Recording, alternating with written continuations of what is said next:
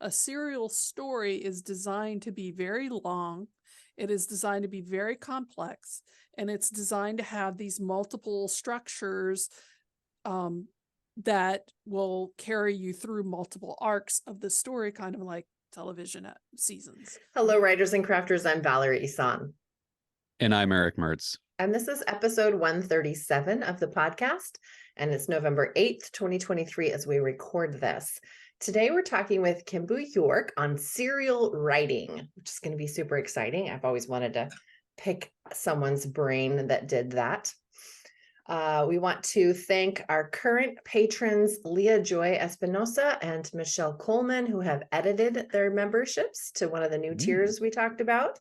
So they're going to both get that limited edition sticker and entry to the drawing for the goodie bag that includes a 2024 Passion Planner, coaching with me, and some other goody cool things that I'll throw in there too. Thank you also to our existing patrons for believing in our work offline and here on the podcast. And you can become a patron of the arts at patreon.com/Valerie Isan and patreon.com/Strange Air Stories for short stories in the paranormal mystery genre. We did have a patron comment on the, I've been doing this plan with me for free for all my patrons. That is just like doodling in your planner and like looking at your week and putting stickers on and, you know, nerdy stuff like I do with my planner. And I just thought I would make it a joint live thing. We do it Monday nights. And so I just got some positive feedback from that from patrons. So I wanted to put that out there too. Announcements. Early bird registration is open for the 2024 Writer Craft Writing Retreat. And at this point, there's only 5 private tickets left and 3 shared tickets. Will likely sell out again. So go on to valerieisan.com/retreat to check out the info. And the new anthology by Tsunami Press is due at the store on the 9th, which is tomorrow. So my essay, Eye Contact, will be in that volume. You can still pre-order at tsunamibooks.org or just call the store. And, or just show up tomorrow. Or just show up tomorrow, yeah. or just go into Tsunami Books tomorrow and pick it up. I'm trying to make this global. Like they're in I love the idea Oregon. of somebody. I love the idea of pre-ordering something the day before it comes out. Right? That makes me laugh. I just want to make sure. I want to make sure I get it on the day it comes out. You can also pre-order Season of the Shadow. That's Erick's new title. November 30th is the launch date for that. Yeah, I think that's pretty much it for announcements that I know of. Do you have any other ones? No, no. I got nothing. It's nano. It's just like I'm in nano mode. Nano mode. It's just words. It's just words. There's no it's just word count. That's all it is. What about you, KimBoo? Do you have any announcements you want to start off with? Anything new coming out that you want to plug? Yeah, actually, we can do this at the end too, but I just thought I would. That's fine. I'm not doing NaNoWriMo because Valerie, as we were talking about a little bit earlier, I was already in the middle of working on something, which is my new serial, Transmigrated Terry, which is a portal fantasy type of story that will start updating in December, and so I'm trying to write ahead on that and get a lot of installments in the bag.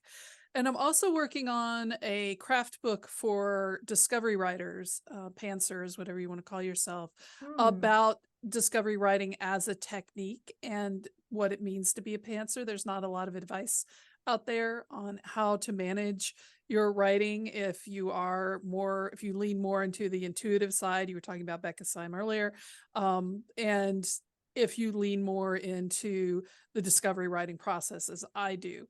So I'm working on that craft book, and I hope to have it out in January. I'm not ready to commit to a date yet, but soon. Coming soon. All right. What about author update, Erick?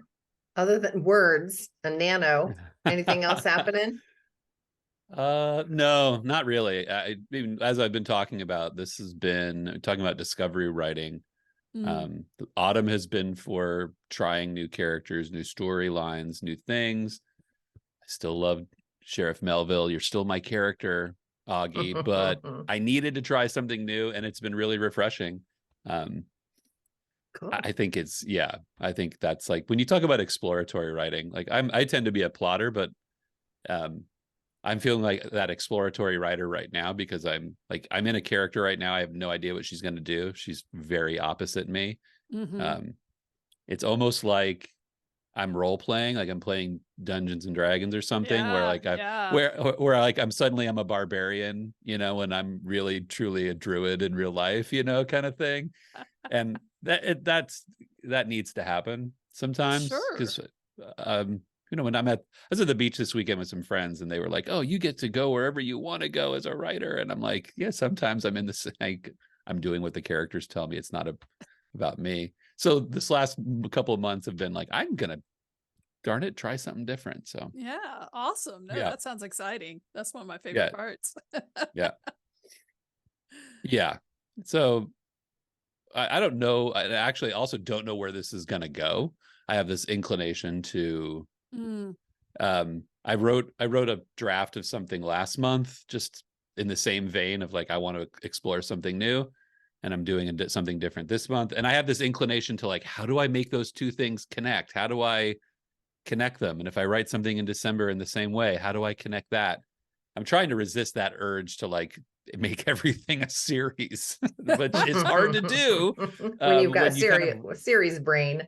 Well, and like I think when you kind of write when you're riffing on a theme, which is what I feel like I do, I'm exploring similar topics.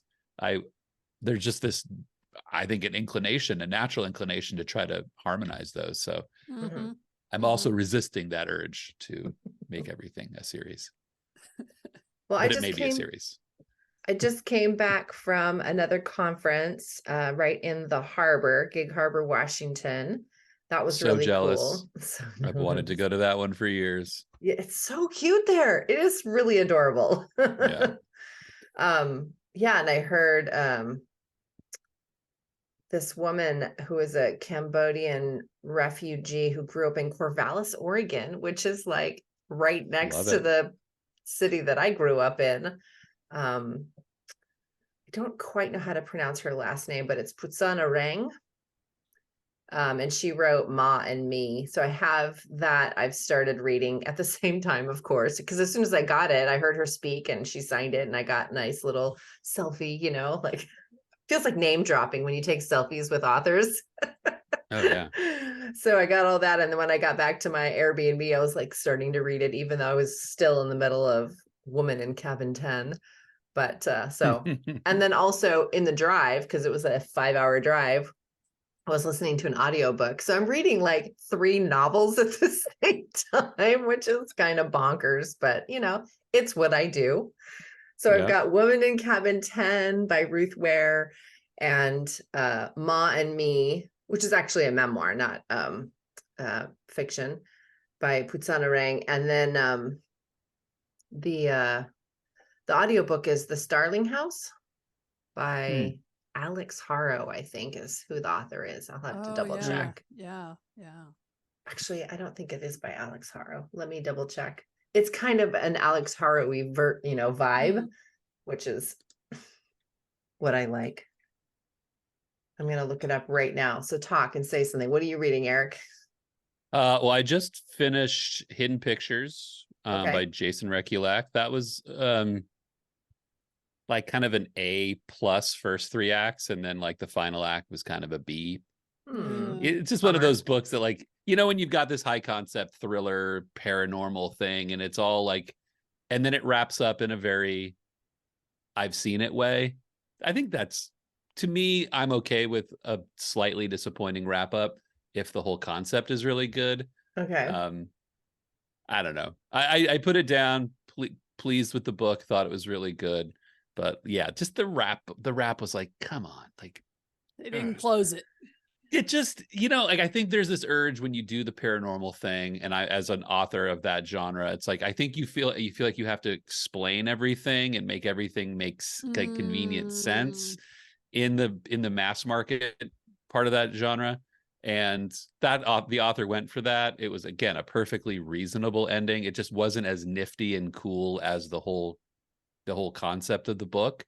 So for that, I was a little but I picked up The Singer's Gun. It's been on the disintegrated stack for quite a while, by Emily St. John Mandel. I picked it up yesterday and read the first chapter and promptly fell asleep. Not on Emily, it's on me. It was a long weekend.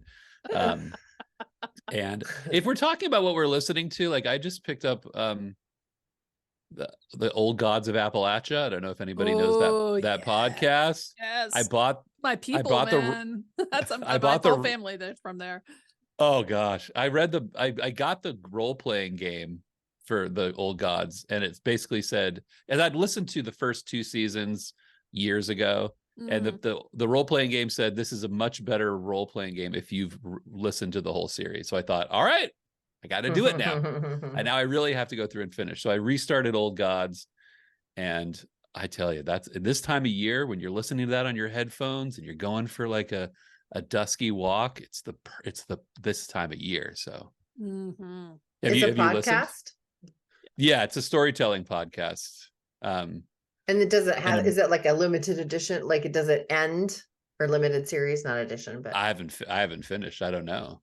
I haven't gotten all the way. It's still ongoing last I checked, but it's been around for a while. And yes, it is very atmospheric, and it is got some great stories in there. So. It's like a warm whiskey soaked blanket with like a little bit of coal fire and like, a haint in your space. It's super good. It's haint in your space. I'm going to have to check this out. It's eerie. Oh, it's horror. I don't know. You said warm blanket, and I was like, oh, cozy and horror. Man, what? It's more spooky than horror. Like I kind of draw the line on that because I'm not a big horror fan either, but I love that podcast. And the reader is like, everything has that Appalachian feel. It's like, come on, family, let's come on and talk about this story. And you're like, okay, I'm here. I'm at the fire with you. I might as well listen. So, that's awesome. I'll have to check it out. Really... I do love listening to podcasts. Although since I've stopped commuting and work in my office here now, I don't get a lot of podcast time. So all of the podcasts that I have, signed up for or subscribed to, I guess, are dwindling, like they've stopped downloading because I haven't listened to them long enough. So, and then I have to battle with that I'm falling behind feeling, which of course I'm not, I can just go to the podcast when I want to get the vibe of that podcast and pick an episode. I don't have to listen to all of them to be, otherwise it feels like I'm cheating somehow if I don't listen to all of them in the order that they came. And oh, brother, my neuroses is peeking out. What about you, KimBoo? What are you reading? I am reading, I read a lot of nonfiction while I'm writing. I tend to save my fiction reading for in between projects. So I'm rereading, actually, it's a history of the book is the name of it. It's a companion to the history of the book. And it's actually a textbook that I picked up when I was in getting my master's. It's about the history of the book. It's about how books happen over the course of, because I'm a technologist historian, and so that interests me. And in my new Substack, I'm actually getting to write more about that topic. So I thought, it's time to go back and do some refresher work on that. So nonfiction, that's what I'm doing. Audiobook, I've picked up and re-listening to Master and Commander by Patrick O'Brian, which is one of my favorite series of all time. For somebody who's not the least bit interested in sailing or ships or the Napoleonic era, that's pretty wild that you've listened to that series a bunch of times if you're not a sailing, Navy, whatever fan. But Patrick O'Brian's mastery of language, and his characters, there's no comparison. So I always fall back on Patrick O'Brien when I just want something that just feels rich to me. Both the books and the audiobooks, they're great. My And for husband has read the entire series, all 21 books, in order Mhm. without shifting to another. There is no way I That's could me. do that. I've been Yep. on the same, like, oh, this Louise Penny series. I'm like on book 4 and I've started it 2 years ago. I can't read it in order. I have to like have a lot of books in between each of the. Oh, Yeah, I don't like to. yeah. No, I'm the same as your husband. As soon as I found the series, which was about in, the early 2000s, I would like gobbled them all up one after another. I've reread them a number of times actually.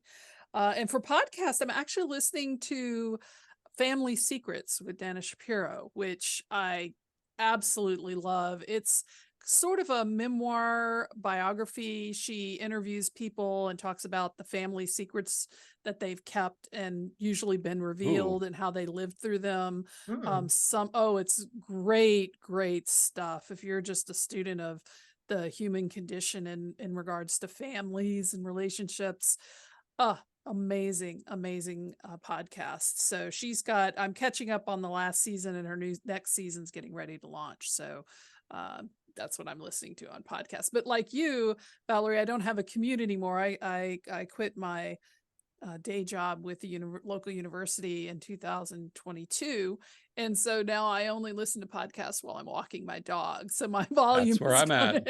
Yep, that's what I do. So I don't listen to a lot anymore, but that's the one I'm always sure to hit as soon as a new episode drops. It's a great podcast. I am going to. That is right there when you said Family Secrets, and that's the thing. Like, I got chills. Like, I love those.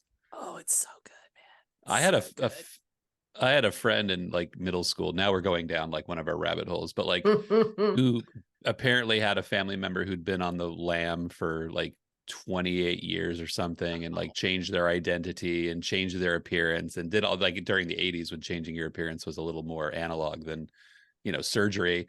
But yeah, it's this whole, like, he just told me this story, like, oh yeah, we have this family member, this is what happened to them. They finally got arrested, but he told the whole story of Thanksgiving dinner when that family member knew the noose was closing in, and they just announced it and said, I'll be, like, oh my God, people have secrets. Like, there's people at the table that are not telling everything. Oh so yeah, you will dig that podcast. I dig man. it. Oh, I'm on it. It's gonna be great for you. Let me tell you. My kid comes downstairs while I'm making dinner, and I'll be listening to a podcast, and he'll always ask, what is it, Daddy? Basketball, writing, books or whatever. Now I'm going to say, oh, it's Family Secrets. Ooh. Oh, don't teach him to keep secrets.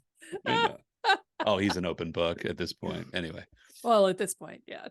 Yeah, everything tells you everything. Oh. So yeah, that's where I am on reading at this point right now. So, and I read one of those Master and Commanders. I don't have any nautical, but I loved the technical detail and how poetic this technical detail felt. I just thought that was so amazing. Yeah, a friend of mine asked me about it one time, and she's like, do you actually understand what he's talking about when he talks about all the ship rigging and stuff? And I'm like, no clue, and I don't care. Like, oh man, my husband, the first book, he had like Wikipedia open next to it, so he'd be like looking up all the ships so he could see what it looked like before, and what does this term mean? So the first book took him a lot longer to read, but then subsequent books were zip right through, because he really did like the characterization too. Just amazing characters. Yeah, very, very, very, very wonderful stories. And isn't there's a movie, right? And that's probably pretty lame. Actually, the movie's not that bad. Yeah, and they had some historians like watch the movie and comment on it, and it apparently is very true to the time period. They did their research, and it's pretty good. So I've watched the movie several times. We have the movie, and I do like the movie. Russell Crowe is Russell Crowe, and I wish they had more movies. Watch more movies. I'm not a huge Russell Crowe fan. He did pretty good by Captain Aubrey. So yeah, I would recommend the movie. Of course, I would always say the books are the most amazing thing, but the movie wasn't that bad. Yeah. Okay. All right, let's talk about serial fiction. Oh, okay, we can do Okay. that too. All right. There's so many things The I main want to topic. ask. The main topic today, serial fiction. So I have so many questions. I think Oh, what I'm going to bring 'em do on. is just like say all the questions and then you can just sort of riff on anything you want to, and then I can circle back if there's something else, because if I don't ask all the questions at the beginning, then inevitably it won't fit in later, and or I'll forget So to this is going to be ask or like an whatever. examination and Right. a college professor. Like, here's the test. No. I'm just really curious about it. Every once in a while I get the bug and think, ooh, that sounds so interesting. And I have writer friends that do it regularly and successfully, and they have a lot of fun with it. I personally have never been successful at writing short anything. So other than personal essays. Well, you got 70 words for Nano. Oh shit, we forgot to talk about that. Oh no. You outed me. I outed you. I had It is to. November 8th, and I have written 70 words on my Nano project. And and this is, Erick made me go to NaNoWriMo.org and look up the stats to find out when I'd be done if I stayed in my current. So yeah, you'll have to check out social media to see what that picture looks like. But it was pretty hysterical, I'll just have to say. I was cackling when I saw it. But back to serial fiction. So yeah, you can't write short unless it's my Nano project, apparently. And I've like I said, I've talked to Stephanie Bond, I've talked to JP Rainflesh, I've talked to a lot of people that write short and do serial fiction, and they have a lot of fun with it. But I just don't think I get too gun shy or something. I don't know. So maybe some tips for newbies, or like being open about the hard things about writing serial fiction. Mm-hmm. Like, how do you start? What's your process? Let's start with that. What is your process when it comes to serial fiction? And I want to throw a question in there too, and that Mhm. is serial fiction prior to Vela. Like, were you doing serial fiction prior to that platform? And how did that work? So my journey into serial fiction actually came in through fan fiction. So the answer is yes, but I was doing it on LiveJournal, and then we moved to Archive of Our Own. And so it's not quite the professional gloss that serials have today, because there's Radish, there's Vela, there's Royal Road, there's Ream, there's Patreon. And so now there's so many more platforms that authors can start serializing a serial on. But for me, it was actually something that kind of, when I got into writing longer fan fiction and reading longer fan fiction as a serial, and by that I mean it's released in installments. So you may have 100,000, 300,000, 500,000 word story, which gets back to your question, Valerie, about writing short, but they are released in very short installments, which can be anywhere from 1,000 to even 10,000 words, depending on the writer. And so as you get into that, I really just resonated with the anticipation, the feeling of waiting for what's going to happen next. It's like when you see a good movie and the sequel's going to be coming out in a few years, and you're just like, wow, I can't wait to know what's going to happen next. The serial really brings that to the fore for me. And it was just so exciting. Like, it's just like, oh, as a consumer, you were as a consumer. Okay. Yeah. Mm-hmm. As a consumer. And then as a writer, I started realizing that a lot of my work, I was laughing at Erick earlier. I don't remember if this was which we do, started, as everyone does. Yeah. But he was talking about serial mind, right? Where he was talking about having multiple stories and trying to link them up and make a series, is I believe was your word, Erick, series mind. And to me, somebody who was writing series on original fiction, I started realizing, well, I could just start making this even more connected instead of trying to make it less connected. I just went the other direction, Erick. I can make this all more connected. So once all that started falling together, and back in 2017, I had a project. I've since pulled it and am redoing it. The original idea was to do a series of novellas, but do 10 novellas, which would be, and each novella would be 30,000 words and it'd be 300,000 words. And I got really bogged down with it and I didn't like where I was going with it. And then I pulled it. And now I'm rewriting that. That's the Dragon's Grail project, which some people who know me have heard a lot about, to be an actual serial, so that it will have multiple arcs, but it will be a very long running serial when I get back to posting it. So that's in progress right now. So my way to serials was kind of circuitous, but it really speaks a lot to me. As I was mentioning, I'm a technology historian. I love the history of the books. And I mentioned this in my book about writing a serial, is that serial storytelling is one of the oldest forms of storytelling. Yeah. It's like sitting around the campfire each night and you're getting the next installment of what happened to Gilgamesh and Enkidu. Like, oh, what happens next?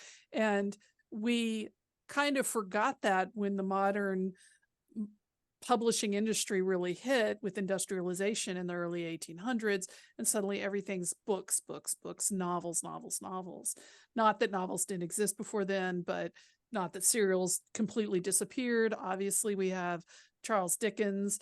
So connecting back to that history of understanding what really makes a story exciting and what makes it hook people into it so they will keep reading it for no matter how long you want to write it.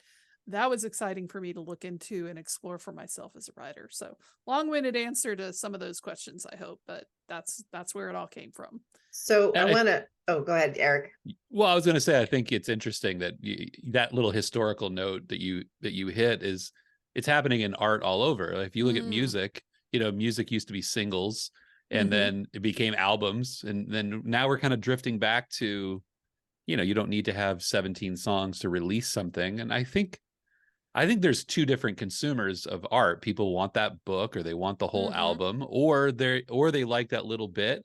And that's always what's appealing to serial fiction to me, is that you can hit both of those tastes. Exactly. A lot of serial authors, especially when you get into Wattpad and in the romance genre, who've really kind of been the forefront of serial fiction. A lot of them are actually not writing serials, they're serializing novels, and I try to make a difference between those two things. But even then, what they're doing is they're serializing a very long novel. They get those junkies coming in for the fix, the next installment. And then they also get the people who do want the book, which sometimes is also the serial readers, but also oftentimes is not. It's the people who's just going to wait for the book. They want the whole thing. They want front to back. They want to be able to mainline it all in one sitting or whatever. So as you said, Eric, it's a great way to hit multiple audiences that you might otherwise bypass if you just pick one road or another. Right. I was going to ask about when you talked about what makes a story exciting and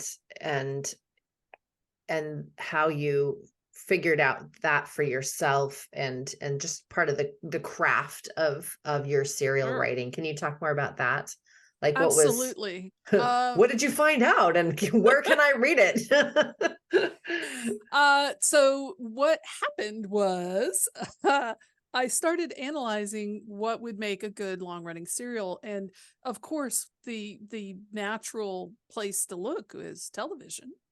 You have television shows, maybe not so much in the golden age of television, certainly television as it's developed through the 90s and the 2000s, of you have multiple seasons that might have a structure, and then each season has its own story arc, and then each episode within the season has its own story arc. And it's when I realized that they had these nested, and I'm doing this hand motion here, they had the nested story arcs, that was really the key to keeping readers interested. And so I went back and I started studying some long-running serials. Some I've read, some I hadn't before. And I really looked at what was going on. And as I break it down in my book, they have a long story arc, which is usually based on a complex beats structure, like the hero's journey. One of those that has at least like, not just 3 acts, but like 13, 14, 15 stages. And then they had sub arcs, they had smaller arcs, or what I call short arcs, season arcs. I'm sorry, I'm getting my terms mixed up. I call those seasons. And those also have a story beat structure nested under the long arc. So the long arc might go through 4 seasons, but each season will have its own story arc. So it might be the 3-act structure, it might be Save the Cat, it might be, Romancing the Beat, depending on which, genre or whatever you're doing. So many story beat structures out there to use, right? But it's the fact that you've nested them. So when a season ends, you've still got the long story arc going on. Doesn't necessarily even have to end on a cliffhanger, but in the good old fashioned television days. But it does need to end without resolving the long arc. Like the father isn't found, the dragon isn't killed, if you're at all familiar with One Piece, which is now live action but is a long running manga, they're in searching for this one piece, which is a magical item. And 1,000 episodes later in the manga, they still haven't found it, but they've gone through all these other adventures, and characters have come and characters have gone, and it's been tragedy, it's been comedy, but they're still searching for the one piece. And that is what the real secret sauce is, if you want to put it that way, is nested story structures. That's how you keep the readers engaged. I get down into the weeds on that, and I'm happy to do that, but that's the basic, that's the too long don't read, like nested story structures. Okay, so you've got the long story arc, which is like the hero's journey. Then you've got the season arc, which is the 3-act structure, and then you've got episodic arcs or something, right? Installments, as I call them, and they're more like chapters in the book. They don't have to end on cliffhangers. A lot of people are like, every installment or episode of a series has to end on a cliffhanger. That's not true. I just want to put that out there.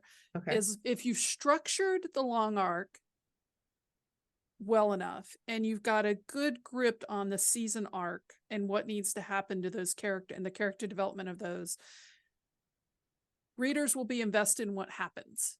And it doesn't necessarily have to be the girl tied to the train tracks with the evil villain twirling his mustache, right? They'll know, they may just be standing beside the train track, but because you've been a reader from the beginning, that the villain drives a train, probably going to be there any second, right? So you can build up those kind of lead-ins for readers to invest in emotionally and psychologically, that don't rely on cliffhangers for every single installment.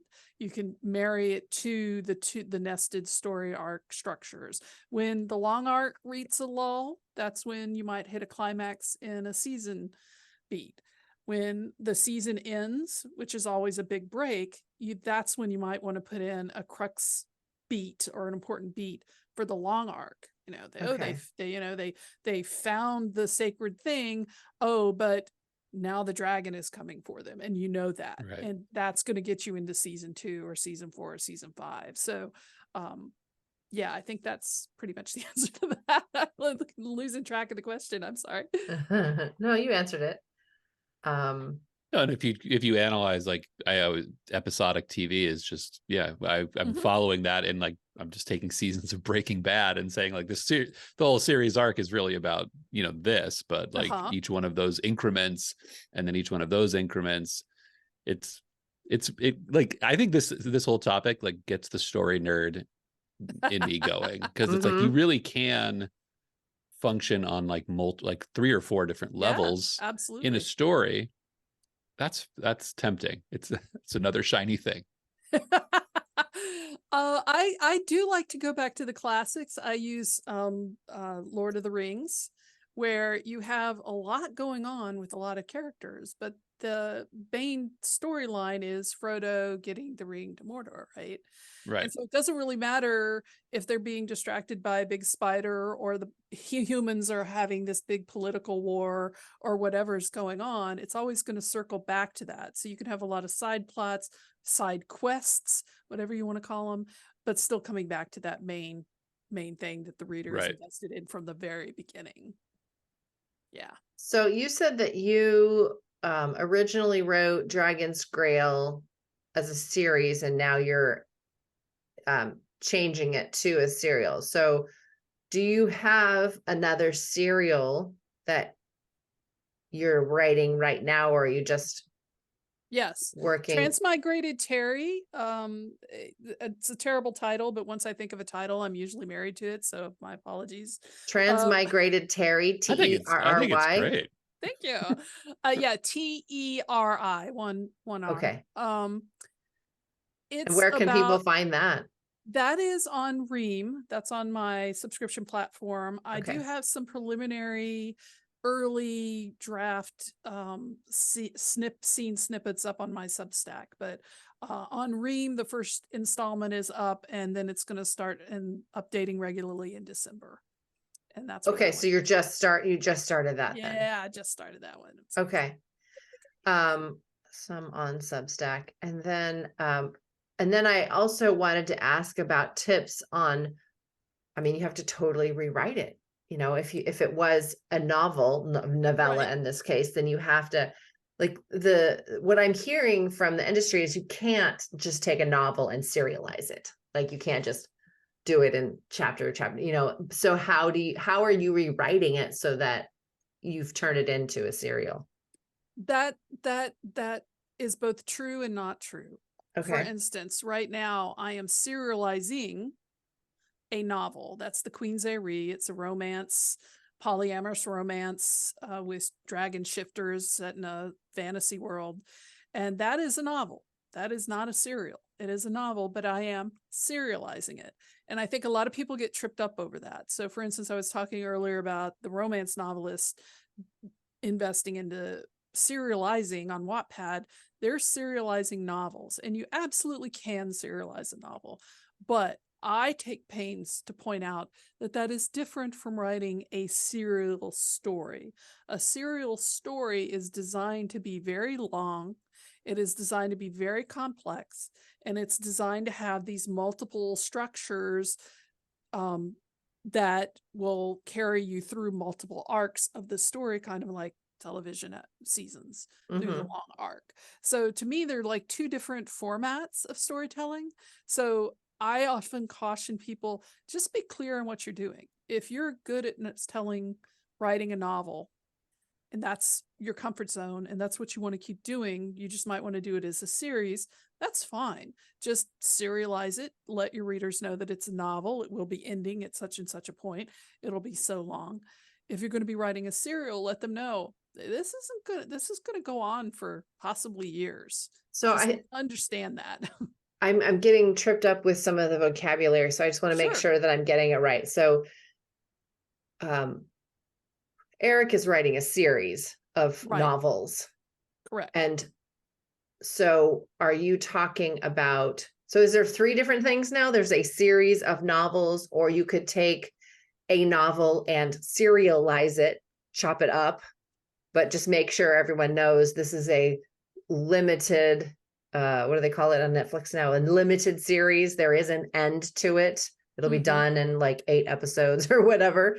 And then there is serialized, or a serial story. That is serials. exactly. So there's 3 different things you're talking about now. Okay. Yep. Yes. Okay. Cool. I got it. It confused me too. And then you start getting down into the weeds of seasons and installments, and it can get very, very confusing. I tend to separate out series of novels, as Erick has been writing, and I've written, all of us have. I think anybody who's done multiple novels at any point, is that it's still very much like, I want to say closed book, but that's kind of corny. Even if you have kind of like a setting where the series carries on, like an apocalyptic setting where, you know, people are fighting for their lives, it's still based on the idea that every story in that is self-contained. Not necessarily that you couldn't pick up book 2 without reading book 1, but that the stories are fundamentally 2 separate stories. In a serial, there's so much related going on to the upper level story arc the long arc, that you can't really do that. You're gonna have to, some people, like I pick up some serials sometimes in the middle, but eventually I have to go back and reread it from the beginning because I just don't know the backstory of these characters as I've come into them, 50 installments later. So especially like if on Royal Road, there are some stories there, the man, that have like 300 installments or more, and you're just not going to know what's going on if you try to pick one up in the middle. So there's a little bit of gray area back and forth there, just as there is in all things with these human created divisions and categories, but that's generally how I tend to separate them out. So on the Dragon's Grail project, how are you, like, let's go in the weeds for a second here. Okay. How are you taking a novella and breaking it into smaller pieces? Are you just being like chapter 1, chapter 2, or are you revising it as you're going? Well, the answer to that question is yes. Sorry about that. So what I've realized is taking it from a series of novellas with kind of a loosely hung, place as the overarching theme. Like I had kind of a general idea. There was this overarching theme and this, long-term goal. What I've done now is I've had to go back and really think about the long arc, which I had not before. I had kind of a shifty, lazy idea about what was going to happen. They were a road trip adventure, right? Road trip with the dragon. And now I'm thinking much more carefully about, okay, what part does this season, for lack of a better word, so the novels have basically become seasons in themselves. Okay. And so what role does this story arc play in the bigger picture? What do I need to drop here in installment number 5 or chapter number 5, if you want to put it that way, that is going to be referenced later on, that is important to the characters of the story and how it's being set up? And I'm a discovery writer, so planning all this out ahead of time for me, I have to be very careful not to do too much, because then I just lose interest in the story. That's just how my brain works. But yet keep it in mind that is what the long arc is supposed to be. I personally rely very heavily on story beats. I feel that a lot of pantsers tend to write to the beat, whereas planners and outliners often, not speaking for everybody, write from the outline. So, planners and plotters write from the outline, whereas pantsers like me write to the beat. I may not know what's going to happen or what gets me to that beat, but I know that that's the next thing that needs to happen. That's the next. So you know the beat ahead of time? Yes, but I isn't do. That just an outline? You It's can have an outline of beats.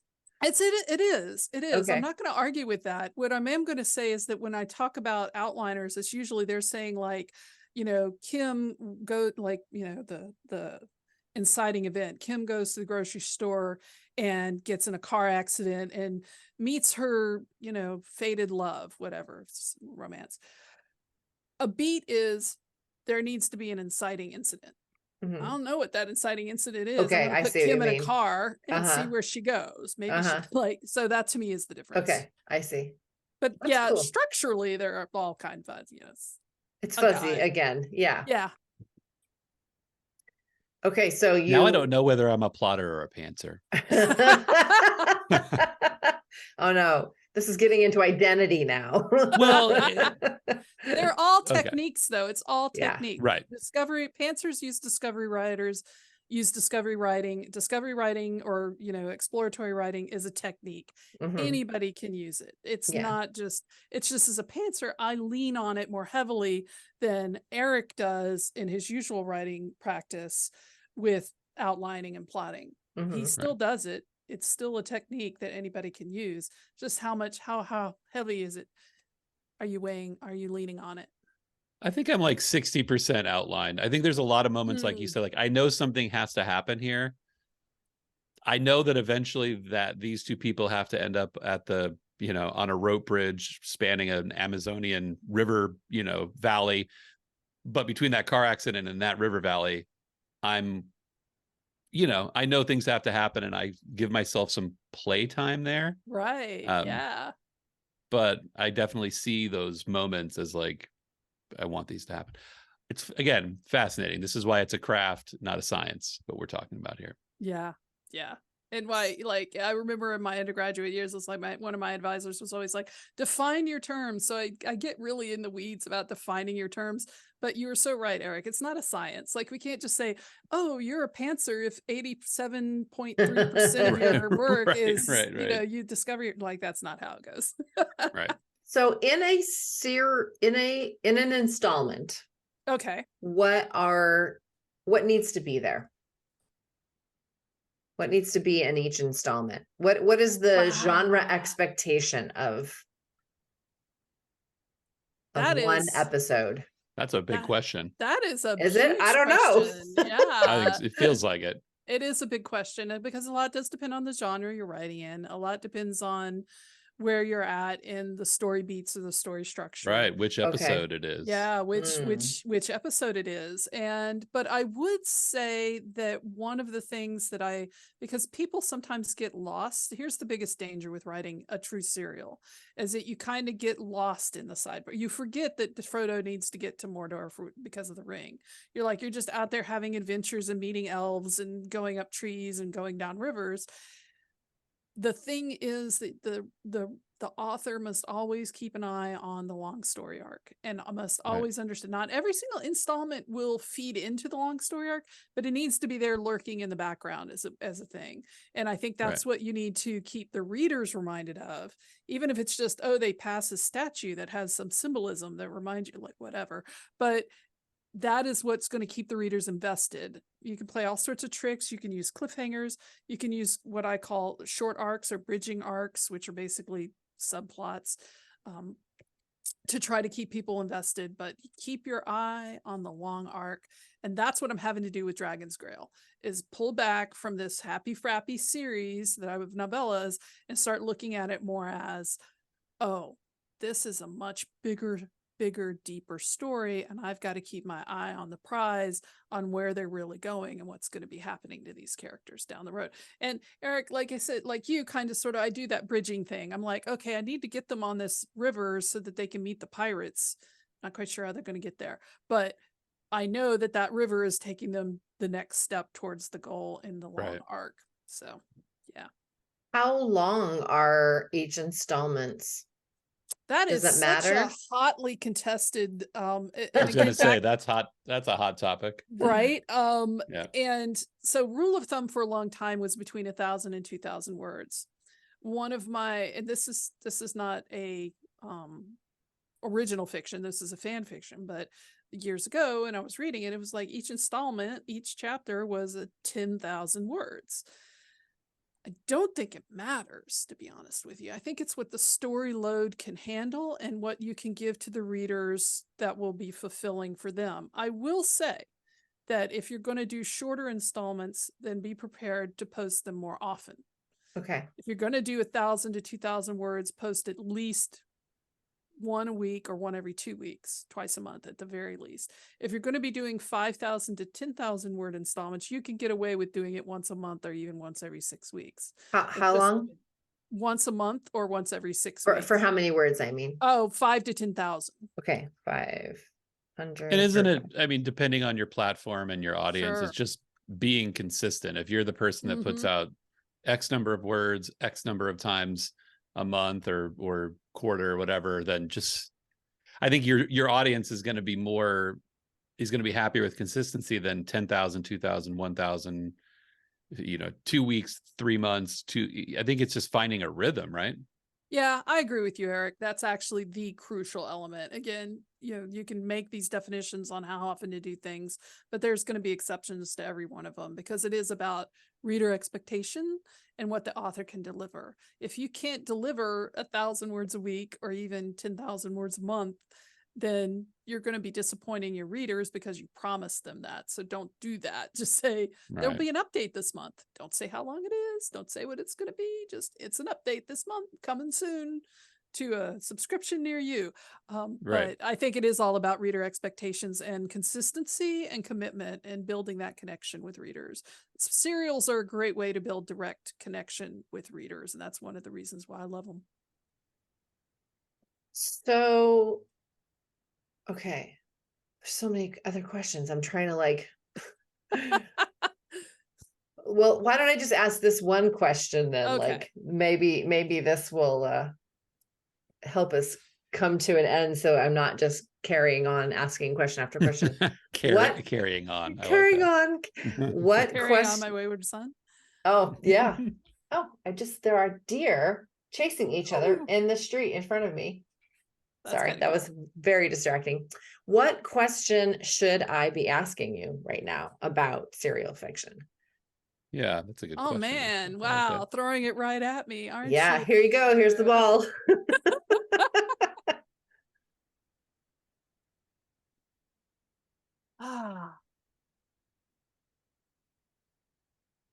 I think to me, the biggest concern and worry that I get when I talk to authors about doing a serial is the commitment. Because a lot of times you get this idea that I mentioned One Piece, which has been going on for, I don't know, over 10 years. Berserker, which is another manga, that's been going on since the 80s. The Wandering Inn, which is one of the longest, it's got over 11 million words. It's a text, original fiction serial that's been ongoing forever. That can be intimidating to people. It's like, I'm not ready to spend 5 years committed to this story, in which case I'm saying, okay, that's fine. Maybe you just want to write a novel, or maybe you want to write a series of novels. That's okay too. But the other thing that I try to stress is, if you've got an idea of what the long arc is and you're committed to making sure that the seasonal arcs are fleshed out, then you can kind of pull the television thing of wrapping it up and pulling the plug at any point, because when you know how it's supposed to end, you can rush the ending. Nobody loves that. It's not ideal. But if you're at the point where you can't deal with the story anymore, if you've got a clear focus and a concept and you know what that long arc is, you're going to be able to wrap it up within, a few episodes. I don't want to say any specific number, but 2 to 5 episodes, and the readers will still be satisfied, because the initial promise that you made with the inciting event of the long arc in the first or second installment will have been met. And so just be clear on that. And I don't think that there's any reason to be scared of making that kind of commitment. You have a back door out, in other words. I have a question. Oh no. So there's, in the series, in sort of the narrative that we have as writers about series, there's the idea that readers aren't going to come to you on book one of a series. You need to prove that it's got legs. So there's people who won't pick up a series until it's 3 books, or they won't pick up a series until it's finished. In this world, and I'm always thinking about how to sell something, not how to satisfy readers. Right. Are readers looking for the Wandering Inn, where it's this long, they want to get on something, that the ride that'll never end? Or are they looking for, hey, look, this thing has 100 episodes, I'll invest in that and it's finished? Is there like an appeal in the completed series, I guess? There's definitely an appeal to the completed series. And I think that that's just how some people's brains work. But again, I point back to television and look at some of the long running shows that just kept going. Like, you have Battlestar Grey's Galactica, Anatomy, which is right? never going to end, ever. Or Supernatural, which I take, yeah. like, it was originally supposed to end after 5 seasons. I'm not a huge Supernatural fan, but I did watch It went the 15, right? Or 14 or something. And Wasn't MASH like 13 seasons or something? Right. MASH was really long too. MASH was really long running. The Korean War was only 2. Right. MASH was like, there's a lot of stuff that can happen. Right.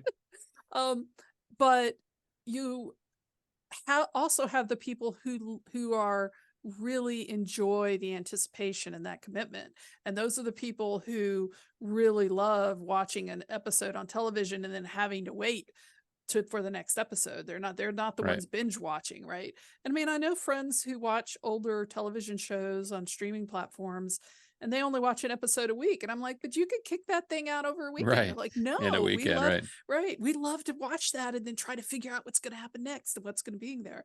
So I think it's really, again, back to what we were talking about earlier, it's meeting readers where they are. And we talked earlier about the fact that I've been in IT and building websites since 1996.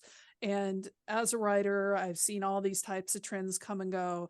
And to me, the advantage of the modern technology of having Reams like platform, of having platforms like Ream, of being able to buy a book on Amazon or Barnes & Noble or where you want to, plus all these serializing platforms, is that readers can choose. Readers can decide what they're going to do. And that's, instead of us telling them how they're going to receive this story, we can have a story available to them in multiple different ways so that they can grab it in the way that appeals to them the most. To me, that's one of the charms of where technology is going at this point. Right. Right. I like that. I had another question, but have I could forgotten tell it. by your face. I was like, uh-oh, Valerie's got another question. She's like, getting ready. I forgot what it was because I was so interested in what you were saying. I think it had to do with I'm a plotter.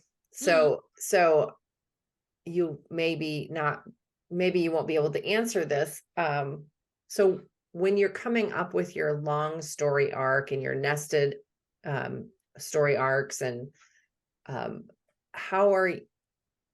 do you plan that all out ahead of time before you start the serial, or just a vague notion? Or in terms of commitment, like I've always been afraid to start because like the commitment of writing an episode every week or whatever, is like, how am I going to fit that into my regular everyday other things? Yeah. And so if I have it all plotted out ahead of time, then I'm not as scared to go to the page and just like, oh, this is the series, this is the episode where this happens. And then I can hopefully write it and send it out. And so are you writing this, like, are you sending out rough drafts? Like, what is your process in creating? Yeah, I just don't know how do you do this? I don't know how to do this. so I've got two answers for you. Okay. The first answer is a spreadsheet. It's a free spreadsheet. It's a link in my book. I can provide the link for you to post. It's absolutely free. You can copy it. It's a Google sheet. You can copy it. You can save it. This is for your listeners as well. This was where my whole concept for this was born, actually. Okay. And it's a spreadsheet that actually breaks down long arcs and short and season arcs and installments. And if you are the person who needs to have that kind of structure, then go to that spreadsheet and copy it, because I have multiple different versions of using different types of beats, like hero's journey, 3-act story structure, save the cat. It has multiple sheets within the workbook. I think that's what they say. So that is a good place to start if you are the type of person who really needs that kind of structure, because it's plug and play. You just set in, okay, on this one, this would happen. This is what happened. This is what happened. And you can even change the beats that you're using if you want. So that's a really good resource. And it was actually something I created for my fellow writers, because several of us were thinking about we weren't really sure what we were going to be doing. Like, were we going to write a series? What's a serial? I started looking at serials online when I got into Chinese drama. Really a huge lesson on doing serials out of Chinese dramas. And I go into that in the book in a little bit. So I made up this spreadsheet. I've embellished it. I've made it a little bit better. So go there, copy that, look at it. I think it'll give you the visual of what I'm trying to talk about. Okay. For me, as the person who leans more into pantsing as a discovery writer, for instance, with Dragon's Grail, I had to move it, and I don't want to be too spoilery about my own stuff, but I had to move it from, this fun road trip that this librarian and her friends go on across this fantasy continent, and they're just going to have, just adventures, and then trying to take this baby dragon home to its mama. That was the original, okay, they're going to take the baby dragon home. They're going to have a lot of adventures along the way. In transferring that into a long-running serial, I've had to answer the question, why is the baby dragon getting back to its mama important to this Okay. world? I've had to ask the bigger question, not just, oh, it's a baby, it wants to get back to its mama. I've had to say, what is the critical thing that makes this so important that these three people would basically abandon their lives to try to get this baby dragon back to its mama, crossing an entire continent to get there and do this? And so that's become less of just an excuse to write people going on a fantasy road trip, and has become the long story arc and has developed those characters exponentially. Like where you meet the characters in the first installment now of Dragon's Grail, which I hope to be getting back up and running at the first part of 2024, is going to be very different people from when they get to the end and they find the dragon mama, who's not quite going to be what they thought she was. So that's the type of question I had to answer. Okay. Hope that answers your question. It does. It really does. And I like that you provided an answer for plotters and an answer for pantsers. So thorough. That's awesome. Part of my background was I worked in disability services at the university level for about 10 years. I was the assistive technology coordinator, worked with a lot of students. That taught me so much about how different brains work. And so you'll find that in all of my work now. Like, if your brain works this way, try to do this. If your brain works this way, do that. So I take that as a compliment. So thank you. So what is the name of the book that's coming out? The nonfiction? The one that's coming out, it's By the Seat of Your Pants, using the discovery writing technique. By the Seat of Your Pants, using the discovery writing technique. Sorry. Discovery writing technique. And when did you say that might be out? It's going to be out in January. I just don't know if it's going to be like earlier. That depends on my editor. Okay. And then what is the name of the Ream? Like, how do they find you on Ream if they're subscribers to Ream? I'm House of York on Ream. If you go to my website, which is houseofyork.info, all one word, houseofyork.info, it has a link to both my Ream and my Substack and anything else you might want to find. And also a link to the book on writing serials, which has become an unstoppable storyteller. Got a link right there. Also, do I have a link for the spreadsheet on? I will have to add that to the website, because I'm not sure the link to the spreadsheet is actually there, but you can find it. I'll get you the spreadsheet. Okay, cool. Well, thanks so much, Erick. Was there anything you wanted to ask and follow up? Mean, I have so many trails to follow after. I know, right? Unbelievable. So maybe we should have you back on another month for like part 2 of this conversation. That would be awesome. Maybe I could tell you a little bit more about what I'm doing with Dragon's Grail at that point. Yeah. Once the By the Seat of Your Pants comes out, let's do that. Then come back and talk more about it, and then you can plug the book more. All right, cool. Wow, this was awesome.